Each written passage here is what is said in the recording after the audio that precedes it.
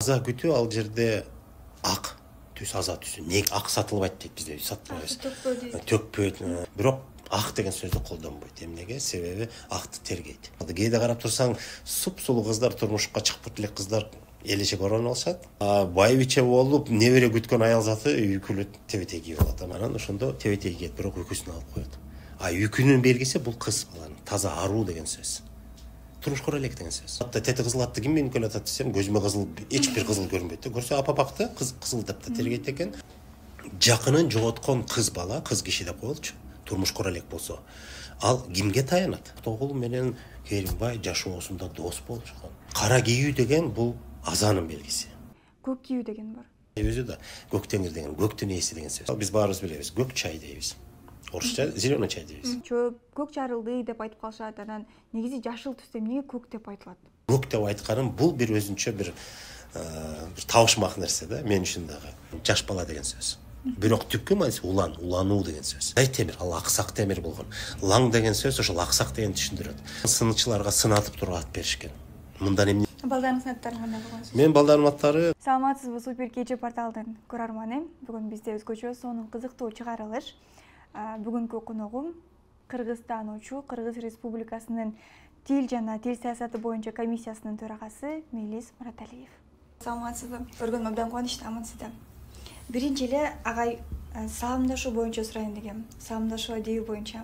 Мисалы көпчүлүк учурда болот, айрым мырзалар ассалому алейкум деп айымдарга да кайрылып калышат. Негизи кандай саламдашыш керек? Азыр эми замандын талабы болуш экен. Улуттук маданияттар бири-бири менен баарлашып, бири-бирине таасир этип, биринен бирине кээ бир түшүнүктөр баягы оошот, киришет, чыгышат дегендей. Ошон үчүн жана ассаламу алейкум деп салам айтып алек алган, алейкум ассалам деген сөз бул эми чыныгы ислам маданияты менен келген түшүнүк.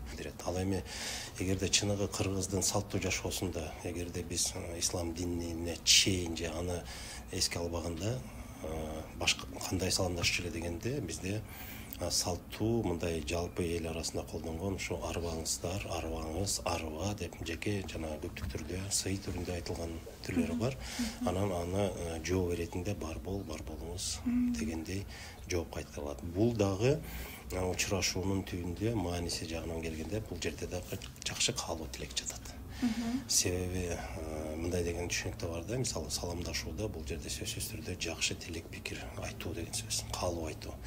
Ал эми баягы амандашууга келгенде бул жерде адамдын ден соолугун, ал акыбалын суроо. Мисалы кандай турасыздар, кыштан аман эсен чыктыңарбы, энсеңиздерби, амансыздарбы деген ушундай да амандашуу болгон. Бул эзелтен элибизде. Мал жан аманбы деп сураганын өзү да ошондой. Бул мындай так чек жок. Ушундай болуш керек, же мындай саламдашкыла, же мындай учурашкыла, же мындай амандашуу болуш керекпи жокпу деген. Бул адамдын көңүлүнө жараша, анан жагдай учурга жараша. Менин суроом. Биз ар башкабыз, бирок бизди бириктирип турган үй бүлөбүз. Үй бүлө бул жүрөктөрдү бириктирип турган эң ишенимдүү түйүн. О мобилдик операторунун үй бүлө премиум тарифы. Бул болгону 1990 сомго чексиз байланыш менен 3 сим карта, секундасына 500 мегабитке чейинки ылдамдыктагы үйдөгү интернет жана телевидение. Бүтүндөй үй бүлөңүздүн мобилдик байланышы менен үйдөгү интернетти бир айда бир эле жолу төлөңүз. Үй бүлө ар дайым биринчи орунда. Кандай болчу? Аял кишиге Ооба, мурда мына мен эс тартканы бала кезден биз деле айылга барып, мындай чоң ата чоң энелер, тайта энелеринде көрүп, алардын сөзүн, нарк нускасын угуп калган киши катары мен айткым келип атат. Баягы советтик доордо ассаламу алейкум деген жалаң гана эркек адамдар бири-бирине айтып, көпчүлүк азчыл көпчүлүккө карата айтыла берет. Ал эми эркек менен аялдын ортосундагы андай саламдашууга жол берилчү эмес. Аял кишиге жакшысыңарбы деп, ушундай амансызбы, саламатсызбы деп ушундай эле кайрылчу экен дагы. Анан ооба жакшы, ошого жараша жооп күтүлчү. Анан эмнеге дегенде мен ушу көп иликтеп да карап көрдүм, сөздүн түпкү маанисинде жатат го деп ойлодум. Себеби ушул ассаламу алейкум деген сөздүн түбүндө сөзмө сөз которгондо үйүңүздөргө тынчтык каалайм. Үйүңүздөргө, силерге деген мааниде көбүрөөк үйүңүздөргө деген мааниде жатат да. Анан эми эгерде ошондой сөздүн маанисине токтолсок, анда эркек киши аял кишиге үйүңүздөргө тынчтык каалайм деген сөз балким кыргыздын адебине туура келбестир.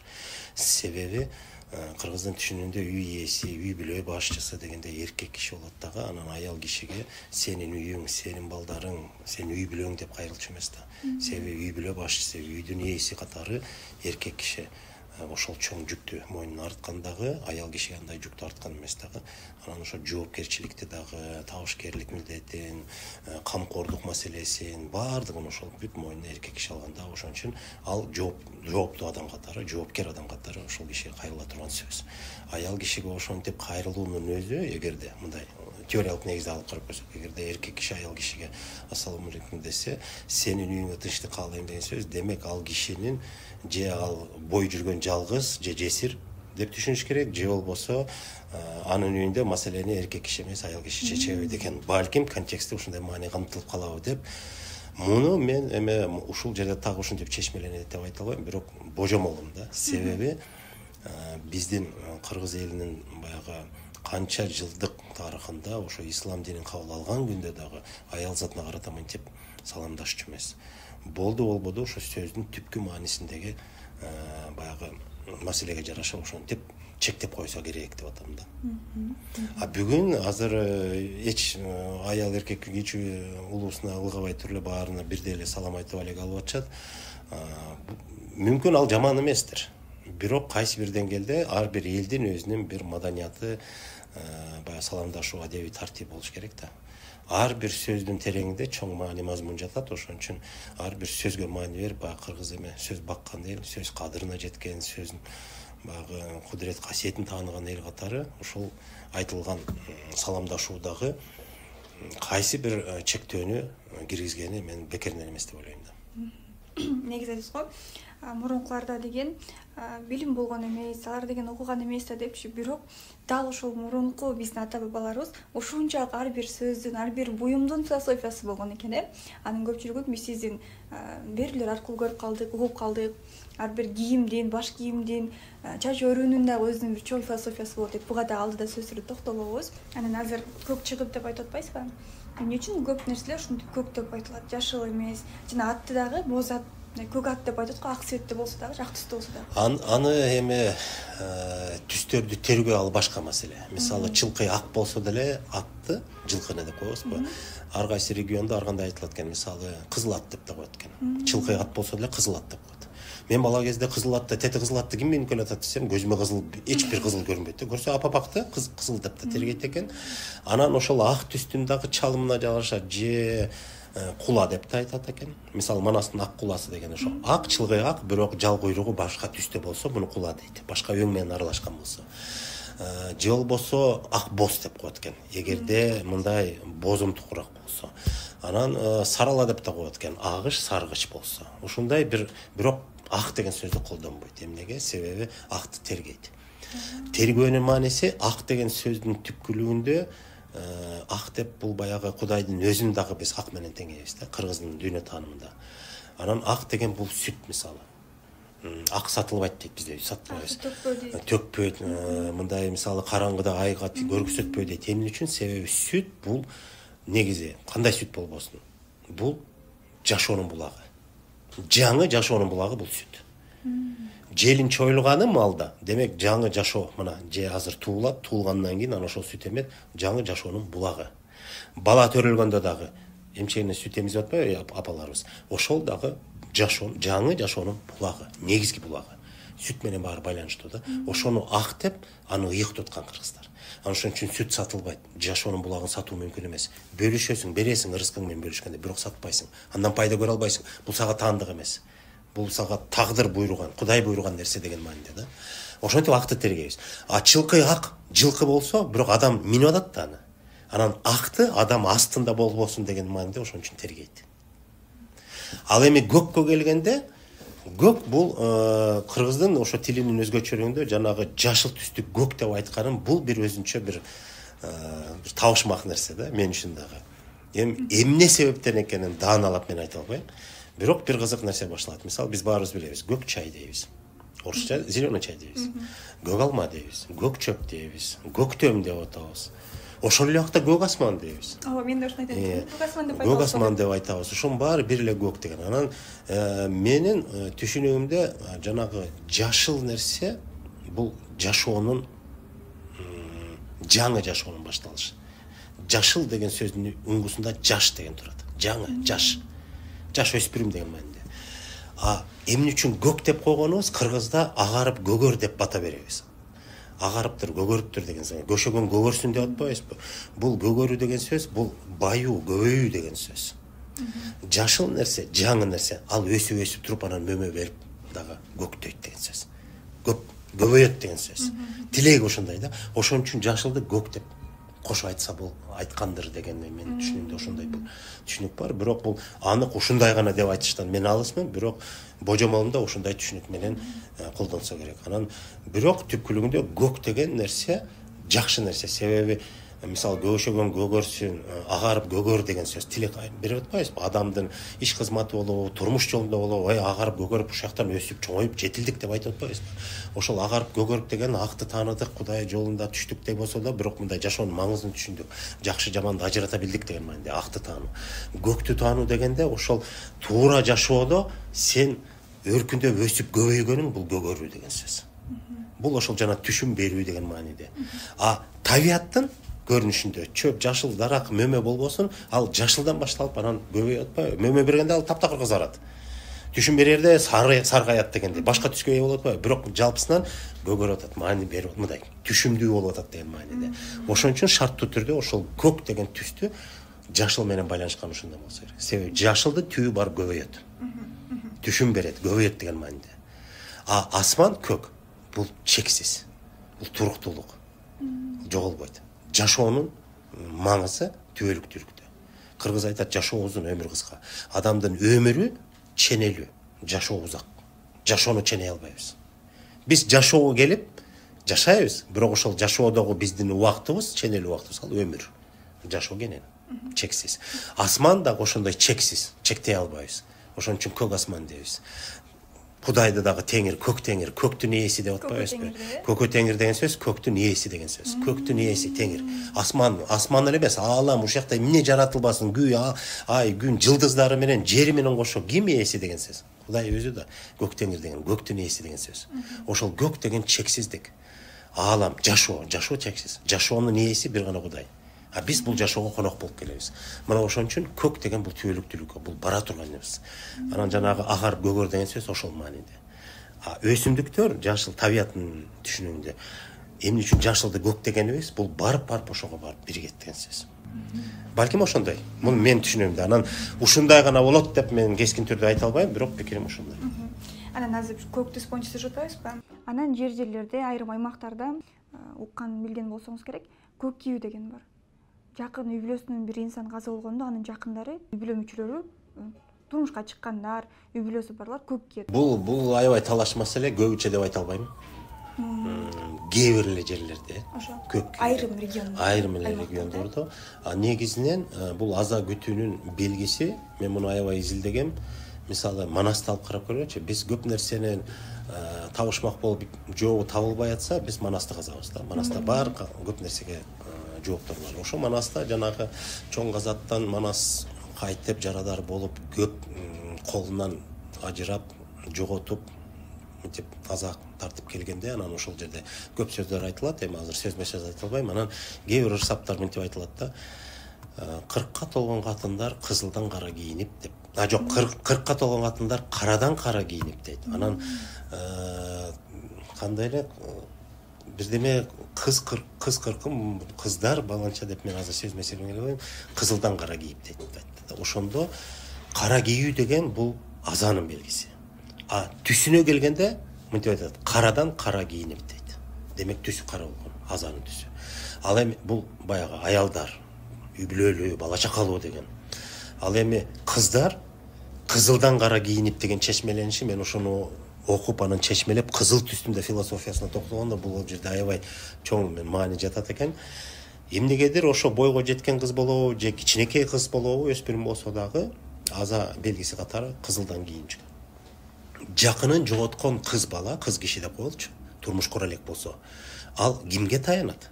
Таянычы тирөөнчү ошол атасы да, жакыны өлүп алса, же энеси болсун, кимиси болбосун. Тирөөчү, таянычы бул жашоодон жоголсо, кимге таянат андан ары? Өзүнө гана таянат. Кызыл түстүн белгиси бул бышыкчылыктын же болбосо жетилгендиктин белгиси. Жетилди, бышты, даяр болду. Толуктуктун белгиси. Мисалы, жигиттер кызыл кыргактуу калпак кийет.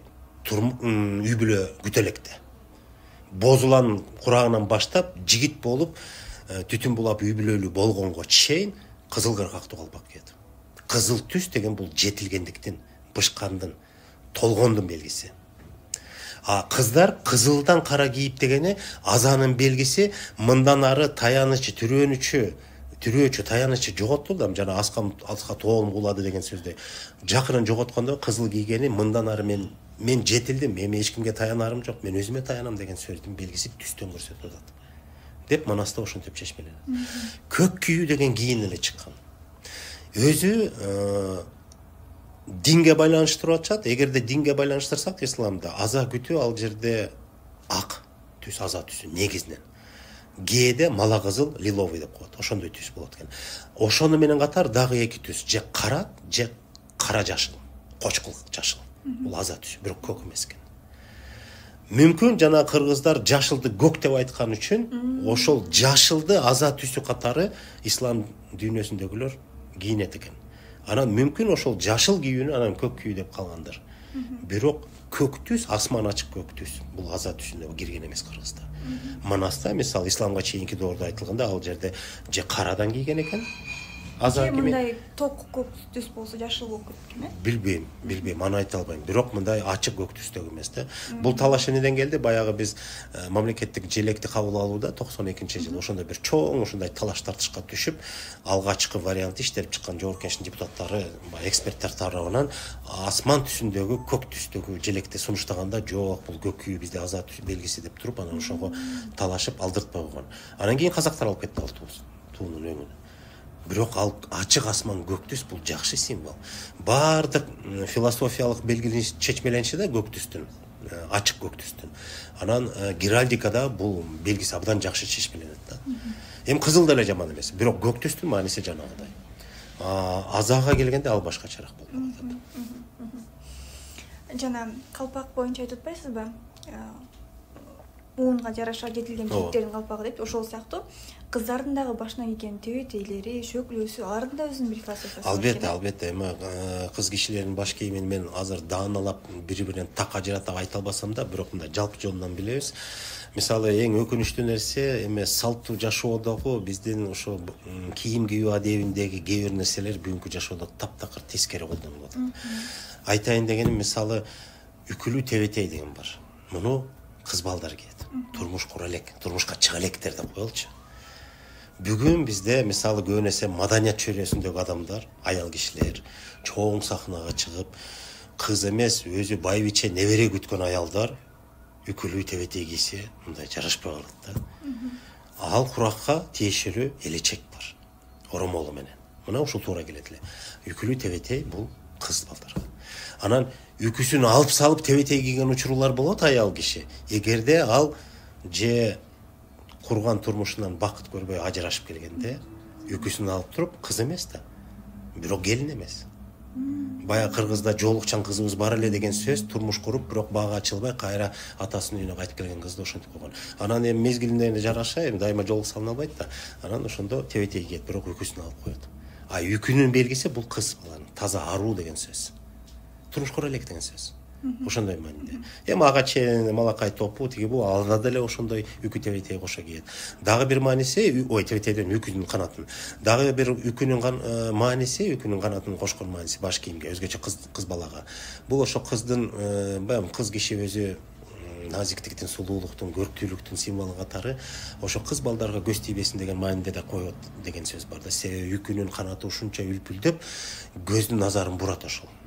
Адамдын сулуулугуна караганда ошол үкүнүн канаты назардын күчүн өзүнө тартып алат деген сөз. Ошондон анан балдарды, кыз балдарды өзгөчө ошондо көз тийгенде сактасын деп ушинтип ырымдашкан да, ушинтип айтылат. Бирок кандай болгон күндө дагы ал кыздын көркүнө дагы көрктү кошот. Ал кадимкиде бир мындай эстетикалык жагынан да көрүнүшү. Бирок ошол жанагы кыз балага таандыктыгы, бул ошол жанагы тазалыктын, арулуктун белгиси. Ошол үкүнүн канаты кандай үлпүлдөп турса, ошондой назик, таза деген сөз. Турмуш кургандан кийин андайды кийбейт. Кыргыз аял заты оромол элечеги менен жолку салынат келин болгондо. Анын дагы эрежеси бар, белгилүү этап мезгили менен дегендей. Анан дароо эле келин болгондо эле элечек оромол кийбейт. Анын дагы бир убактысы бар. Баягы бир канча төрөгөндөн кийин ордуна чоку алып, эне деп, мындай жеңе деген бир макамга жеткенден кийин, өзүнүн айылында барк алгандан кийин анан кадимкидей өзүнүн бир деңгээли көтөрүлөт да, ошого жараша дагы анан жанагынтип элечек ороно баштайт деген түшүнүктөр бар да. Бизде бүгүн баары эле баштанып калды. Кээде карап турсаң, суп-сулуу кыздар, турмушка чыкпыт элек кыздар элечек ороно алышат. Эми түшүнүп атабыз, концерт, көргөзмөгө. Байбиче болуп, небере күткөн аял заты үйкүлөт, тебетей кийип алат. Анан түшүнбөйсүң да ушуну биз кайда барып. Эмне болгон? Билбестик, маани бербегендик. Мүмкүн билет, уккандыр. Бирок көркүнө, сулуулугуна же адамдын баягы жарашыгына карата болбой эле ошо баягы көнгөн адатка салып эле мурунку эле ошол кийимин кийип атышпайбы. Айтат го, дал ошол үкү допунун башындагы жана канаттары деп айтып атпайсызбы? Мен уккандарым бар. Кыз баланын баш кийимдери курак-куракка бөлүнөт. Жана ар биринин өзүнүн философиясы бар деп. Мисалы, жана үкү допу кийгенде, анын башындагы дал ошол үкүсүнүн канча саны канча болсо, ал үй бүлөдө ошончончу кыз болот. 3 болсо 3-чү кыз, жалгыз болсо жалгыз кыз деп. Ал жагын айта албайт экен. Ал жагын айта албайм. Ушундай да укканым бар да. Мүмкүн болушу мүмкүн. Бирок мен билгени канатты көп эле коет окшойт. Бир канат кылбайт го, көп эле кылат го. Мүмкүн андай деле бардыр, балким ошондукендер. Мен аны даанып албай атам. Жана кундуздун терисинен, суусардын терисинен болуп, бул деген ошол кыздын атасынын статусу депчи, Байманаптын кызыбы, Карапайым үй бүлөнүн кызыбы деп мындайлар да барбы? Ушул сөздүн өзү мага көп жакпайт да. Карапайым бай, анан байкуш кедей кембагал деген сөз. Жок, бул Советтер Союзунун доорунан биздин аң сезимибизге чектелип калган түшүнүктөр. Себеби көчмөн маданиятында, жалпы эле көчмөн маданиятында, анын ичинде кыргызда өзгөчө мындай класстык бөлүнүү, бай, кедей деген түшүнүк болушу мүмкүн эмес эле. Мен муну көп изилдеп жүрөм көп жылдар бою. Көчмөн маданиятында кул, анан кул ээлөөчү деген түшүнүк болгон эмес. Биз андай формацияда өткөн эмеспиз. Көчмөнчүлүк турмушта баары бирдей, тегиз, бир өңчөй, теңдикте жашаган.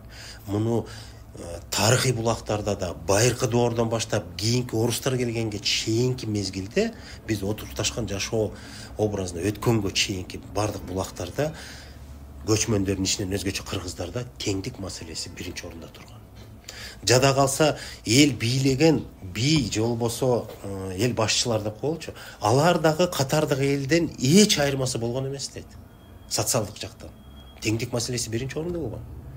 Ушул жагына келгенде ошо бай кедей деген түшүнүк, могу биз Орус империясынын курамына кирип, андан кийин Советтер Союзуна биздин аң сезимибизге ушуну шыкактап киргизип отуруп, бизди ишендирип койгон да. Жөнөкөй эле мисал айтайын. Советтер Союзунун убагында, мына мен билим алган адам катары, Союздун билимин алган адам катары, кыргыз адабияты деген сабакта бизде Токтогулду эмтим эле укмуш үйрөткөн да, окуткан. Токтогул, Тоголок молдо, анан кимдер ошол кезде биздин адабияттын асылдарын деп коелучу. Кемесин алба, окуп көрсөң эле кедей кембагалдын баласы үй бүлөсүнөн төрөлгөн бир байкуштар да. Анан буларды эзген дагы бирөөлөр бар. Мисалы, Токтогулдун убагында ошол эле Эшмамбет. Жок, Эшмамбет беле же Берке, Керимбай. Керимбай да Эшмамбет эмес, Керимбай да айтат. Беш камандын бири Керимбай Токтогулду эзишкен, анан мынчкен, анан деген деп качып тиги. Бул Советтер Союзунун доорунда союздун пайдасына өзгөртүлгөн маалымат. Биз ошентип ойлоп, бизге ишендирип, биз өзүбүз ишенип алганбыз, ушу күнгө чейин ошондон баш тарта албай келатабыз. Токтогул байкуш кембагалдын үй бүлөнүн төрөлгөн, байкуш элдин, Карапайым элдин таламын талашкан дейт. Анан тиги Керимбайга окшогон элди эзгендер мындай баягы каман деп аларды да жаманатка кондуруп, анан ушундай. Андай болгон эмес да. Мисалы, Керимбайдын түп-түз урпагы Асанкалы Керимбаев деген көрүнүктүү композитор, ырчы өткөн. Өмүр бою ошол атасынын аты үчүн запкы көрүп келди. Советтер Союзунун убагында. Бул Байманаптын тукуму деп. Аябай көп жерден тоскоол болду, өспөгөнгө ушундай бөгөттөр көп болду да. Андан кийин алардын урпактары жашап атат. Ошол эле Токтогулдун өзүнүн канынан бүтпөсө да бир туугандарынын урпактары бар. Анан билгендер, санжырак угагандар бар да билет, айтышат. Токтогул менен Керимбай жашоосунда дос болушкан. Экөө тең тектүү жердин балдары, эч кандай бирөө кедей, бирөө бай, анан бирөө эзген, бирөө эзилген деген андай турмуш болгон эмес Кыргызда. Болгону элдин арасындан тыңдары өзүнүн жөндөмүнө жараша, билимине жараша татыктууларын бий кылып шайлап, элдин тагдырын чечкенге ошондой чоң жүктү тапшырган эл өзү. Эгер аткара албаса, аны ат эле алып алышкан. Ал өзү каалагандай билип өмүр бою элди бийлеген эмес. Орустун булактарында көп маалымат бар. Кыргыздын бийлери дейт, булар эң негизги көрсөткүчү булар калыс болгон. Булардын чечими мынтип айтып атат. Элдин арасында кандай талаш тартыш маселе болбосун, бир нерсени талашып берет да. Ок атпы жемден бирдеме. Ошол талаш маселени чечүүдө сөзсүз түрдө булардын мыктылыгы орустар жазып атат. Падышалык Орусиянын дорунда. Кыргыздын бийлеринин мыктылыгы булар кабыл алган чечим сөзсүз түрдө эки тараптын элдешүүсү менен жыйынтыкталат дейт. Эки тарап элдешет. Анан өздөрү жасалат. Бийлер негизинен сот кызматын аткарган. Сот мындай талаш тартыштарды чечкен. Анан бүгүнкү заманда заманбап сот системасы эч убакта эки тарапты элдештирбейт. Сөзсүз түрдө бир тараптын талабын кандырат, экинчи тарап таарынган бойдон калат. Эки тарап бири-бирин жүздөшпөйт. Кыргыздын бийлеринин негизги максаты кандай чечим болбосун эки тарап элдешүүсү менен жыйынтыкталыш керек. Элдин ыркын ыдыратпаш керек. Себеби кандай талаш чыкпасын, ал бир элдин өкүлдөрү эки жакка ажырабаш керек. Бири-бирин жек көрбөш керек. Чечим кабыл алып атканда бирөө күнөөлөөсү болсо дагы, бирок экинчи тарапка да өзүнө дагы жаккыдай чечим болуш керек. Ал күнөөлүү, бирок сенден да кетти дегендейчи. Сен да айыбыңды тарт, сен да айыбыңды тарт деп. Экөөнө тең карап калыс чечкенде эки тарап анан бири-бирине чечимге да макул, бири-бирине да ыраазы болуп кечиришкен. Мына бул чыныгы бий. Анан бул бий анын калыстыгы үчүн. Эгер жеке кызыкчылык көздөгөн, бирөөнүн акчасы үчүн келтирип сага чечим чыгарган болсо, андай бийлер мындай көрүнүш болгон эмес. Себеби мындай деген эскерүүлөр бар. Эгерде бий калыстыгынан тайса, ага эч ким кайрылган эмес дейт. Маселе бүгүн сотто каалайсың, каалабайсың, мага кайрыласың, мен сотмун деп отурбайбы? Кыргызда андай болгон эмес. Эл өзү тандап билип, калыс адамга барып кайрылган экен. Маселебизди чечип берди. Ошолорду бий дешкен. Көрдүңүзбү, бул жерде ушундай нерсе да, ошон үчүн жанагы кийимге келгенде бай кедей деген мен ошондон баштадым да улам. Ошон үчүн жанагы кандай териден жасалганы бул ооба мүмкүнчүлүккө ошол кездеги жашоо деңгээлине жараша болушу мүмкүн, бирок ал эч убакта чектебейт. Ал бай, бирок кедей бөлгөн эмес. Болгону гана жаш курагына жараша болушу мүмкүн. Анан суусар деп атпайсызбы? Негизинен суусар эркек адамдын тебетеги суусардан болот, кундуз аял затына таандык болот. Суусар тебетей деп эркек аксакалдар кийет. Кундуздан тескерисинче аял затына, кыз балдарга ошондон тигишкен. Жана данышман деп көп айттыңыз го. Негизи акылман сөз менен данышман сөзүнүн кандай айырмасы бар? Булар синоним эмес, Менимче синоним эмес, бирок тилекке каршы биздин баягы сөздүктөрдү, биздин адабиятта колдонгон түшүнүктөргө караганда мындай даанылап чечмелебесе да, аныктама болбосо да, бирок мындай бир туюм бар да. Данышмандар тубаса келген бир чоң касиет болуш керек. Адам данышмандыкка жетет. Акылмандык бул адамдын тажрыйбасы менен болот. Адамдын тажрыйбасы менен, билими менен, алган билимдин жыйынтыгында акыл топ жүрүп отуруп акылмандыкка жетиши мүмкүн. Данышман бул көкүрөктөн. Бул бир туюм берилет. Бул касиет катары Кудайдан берилет. Бул данышман болуу, мисалы бир академияны окуу жайды бүтүп мен данышман болдум дей албайсың. Бул тубаса берилген касиет да. Акылмандык бул адамдын тажрыйбасынан улам. Билим тажрыйбасынан, жашоо турмуш тажрыйбасынан улам бир жетилген сапат. Айырмасы мен ушундай көрөм. Бирок мунун этимологиясына кайрылып, момдан келип чыкты деп мен айта албайм. Себеби бизде биздин сөздүктөрдө да, биздин булактарыбызда андай так даана ажыратылган аныктамалар жок. Тилекке каршы. Кыргыздын бир чоң өзгөчөлүгү ушунда экен, ушул адамдын даража наамдарын эл коет. Эл гана койгон да. Баатырдыкты мисалы элди кылып туруп мен баатырмын дебейт эч ким. Эл айтат баатыр деп кайрылат. Анан ошондон дагы уялат да кыргыз. Анан жок, сен татыктуусуң деп анан эл баа берип туруп ошол макамга даражага көтөрөт. Азыр деген чуркап жүрбөйбү документтерди? Азыр жашоо баалыктары бүт бөлөк. Азыркы кагаз түрүндөгү баатырлык ал башка. Чыныгы жашоодо эрдик кылгандар өтө көп. Эрдик кылып, бирок макамы жоктор бар. Бирок чыныгы элдин жүгүн көтөргөн, элдин тагдырын ойлогон, элдин тагдырын чечкен, же болбосо тагдырын жакшы жака оодарган адамдар аз эмес, бүгүн деле көп. Мисалы, жөнөкөй эле мындай эң көз көрүнө жакшы мисал пандемия болбоду акыркы, эми чоң аламаттын бири да дүйнөлүк деңгээлде. Кошуна эле элдерде эмне деген көрүнүштөрдү байкадык, биздин жапжаш улан кыздарыбыз эчтеке карабай туруп, оорусуна, өлүмүнө карабай туруп, тынч жата албайбыз деп туруп, жардамын берип, каражат жагынан, уюштуруу жагынан, бардык жагынан болгон жардам берип, эмне деген кызмат өтөдү. Ушунун өзү Эрдик. Эрдик деген сөз катардагы адам жасай албаган иш. Ал сөзсүз түрдө жоону барып найза менен сайып өлтүрүш эмес. Эрдик деген адам жасай албаган ишти жасасаң эле эрдик. Ошол кезде бизден ошол жана ыктыярчы деп атабызбы, эмне деп атабыз, ошолор бул эрдик кылышты да. Анан баарына ошондой наам берилдиби? Билген жок да. А бирок эрдик, чыныгы эрдик жасагандар болду. Тескеринче ошолорду келип белгилеп сыйлап коелу десе кайра, койчу ушуну да сыйлайбы деп баш тарткандар канча. Мына чыныгы кыргыздын наркындагы, кыргыздын баягы кичпейлиги ушундан байкалат да. Эрдик кылып туруп кайра кичпейли болот. Кыргыздын сөзү бар да, канчалык улук болсоң ошончолук кичик бол дейт. Улуу ишти жасадың да, бирок кичик эле болчу. Мактанба. Аны сен бирөөгө догматыңды артпа, мен жасадым дебе. Болду, элге пайдасын тийди, болду. Эл билет, эл баалайт. Эл тараза, Эл тараза. Эмнеге супараны биздикилер бийик тутат, угуп көрөт? Эми супара деген бул не? Болгон үчүн элеби? Биринчиден ун, экинчиден негизги ырыскы нан да кыргызда. Нан деген бул ырыскынын улуусу да, даамдардын улуусу нан дейбиз го. Анан супара деген ошол жерден камыр журуп, нан бышырасын, борсок жасайсың, кесме кесесиң, бүт баары супарадан да. Ошо супара бул уютку.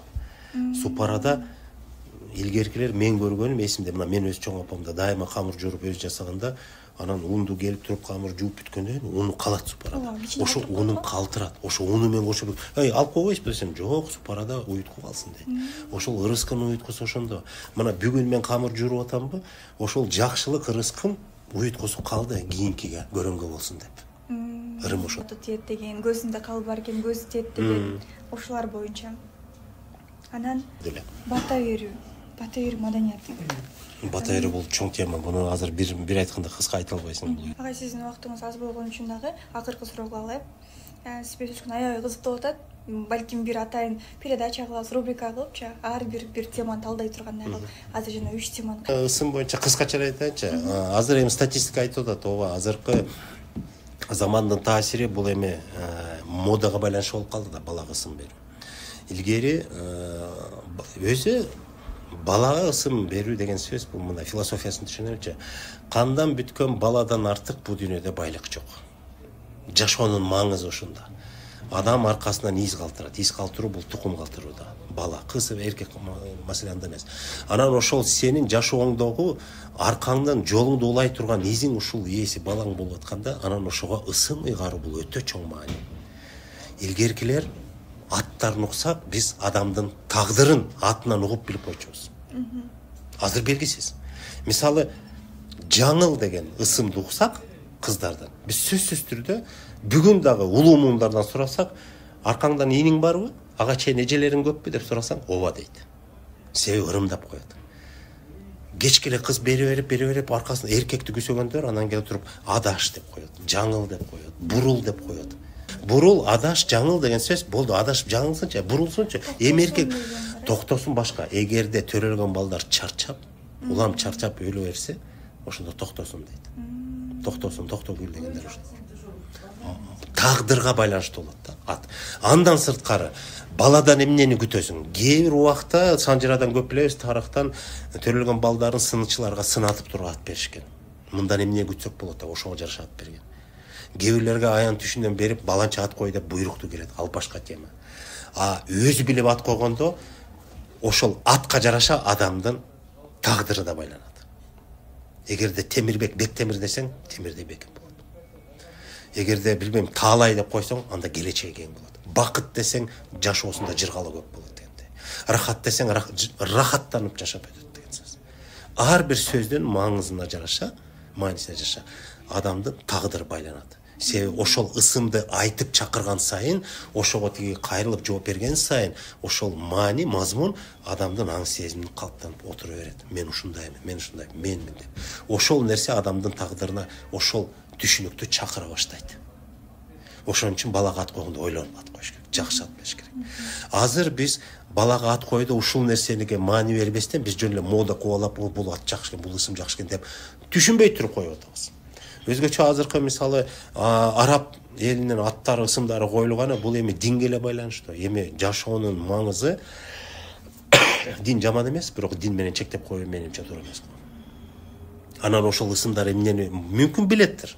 Бирок ошол эле түшүнүктү кыргыздын тили менен деле атаса болот. Ошол эле бакытты, ошол эле таалайды, ошол эле берекени, ошол эле найза, кылыч деген аталыштардын баары бул куралдыкка байланыштуу. Демек ошондой өткүр болсун, чың болсун, керекке жарасын деген сөздөр да. Баарын ошондой маани берет да. Анан бүгүн биз өзүбүздүн тилибизге маани бербегендик биринчиден, экинчиден сөзгө да маани бербей калдык. Кээде жөн эле уйкаштык үчүн коебуз. Бирөөсү улан болсо, биринчиси, экинчиси нурлан болсун, анан эрлан болсун деп. Ошол кээде ошол ысымдардын өзүндө да, мисалы лан деген сөздүн өзү, мен ушуга да айтып коеюнчу, мында бир түшүнүк бар да, мына көп тилчилер да талашат. Мисалы улан деген сөздө бул бир уңгуу жатат. Уланып кетсин. Мен жолум улансын деген. Улан деген сөз бир мааниси уланып кет, жолум улансын деген маани. Экинчи мааниси улан деген сөз боз улан, жаш бала деген сөз. Бирок түпкү мааниси улануу деген сөз. Үзүлбөсүн, токтолбосун, уланып кетсин деген сөз. Анан уланга уйкаштырып, анан мирлан деп атабыз, эрлан деп атабыз.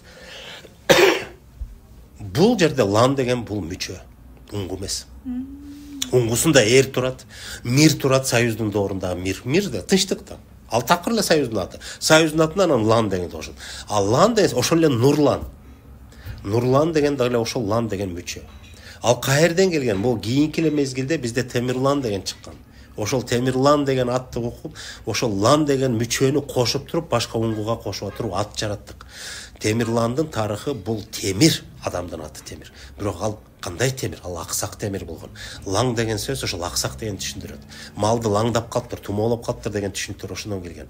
Анан ошо Темирлан деген аттан улам, анан мода кубалап туруп, анан Мирлан болсун, Эрлан болсун деп ошентип коюп отуруп биз аттарыбызды бузуп алдык да. Аксатып атпайбыз биз маанисин. Маани бербей туруп коюп атабыз. Ошого ойлонуш керек да. Кыргыздын сонун аттары бар. Манастын дүйнөсүнө келип кайрылсак, Манаста эмне деген аттар бар. Эми Манастын өзүн Бакай, мисалы тиги Кошойду айтпай эле коелу. Бирок анын жанагы жанындагы Серек, Атай, Жайнак деген, Айдар деген сонун аттар бар да. Ошолорду эмне үчүн койбойбуз? Кызыктар жол баратат, э? Мисалы дагы бир атка байланыштуу нерсе, мен ушул ысымдарда да көп нерсе жатат. Байкасак бизде Кыргызда эми түрк тилдүү деп шарттуу түрдө айтып атпайбыз. Кыргыз тектүү элдердин көбүндө металлга байланышкан аттар да көп. Мисалы Темирбек, Бектемир, Чойке, Чоюн деп атабыз. Болотбек, Бекболот деп атабыз. Чоюн, Болот, Темир бул металл да.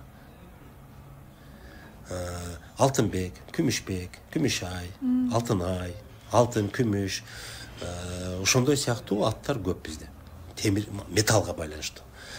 Анан бунун өзү эмнеден кабар берет дегени, мисалы Манаста бир сонун жер бар да, биздин эл кыргыздар өзү Кытай булактарында жазып турат, булар темир иштетүү жагынан алды болгон. Металлургия Кыргызда болгон, илгерти байыркы доордон эле бизде болгон деп окумуштуулардын баары айтат, а биз бүгүн аны көп моюндабайбыз, же маани бербейбиз да. Өзүнүн аталышында өзүндө. Мисалы темир деген кыргыздын төл сөзү. Коло деген дагы кыргыздын төл сөзү. Коло деген жез менен калайдын кошулмасынан пайда болот. Бул түшүнүктөр да кыргыздын төл сөздөрү. Биз бул киринди сөз катары эмес, башка элден кабыл алган түшүнүк сөз эмес. Бул биздин төл сөздөр. Демек, бул төл сөз деген бар түшүнүктө эл өзү жашоо турмуштан сабак алып, ошол түшүнүктү кабылдап, сөз менен атап өзү пайда кылат. Демек, бул өзү жараткан түшүнүк. Металлургия бизде болгон. Ошон үчүн ошондой сөздөр бар.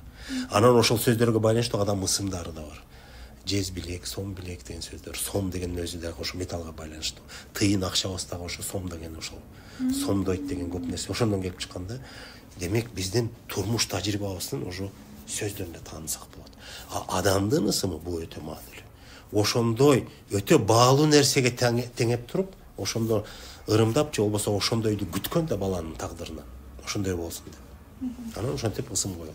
Сиздин атыңыздын мааниси кандай?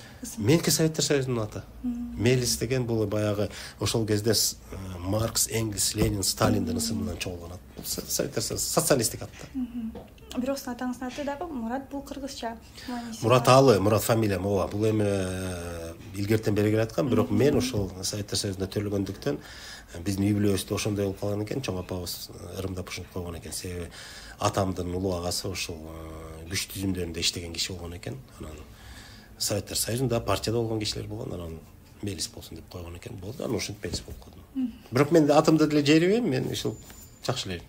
Эми замандын талабы.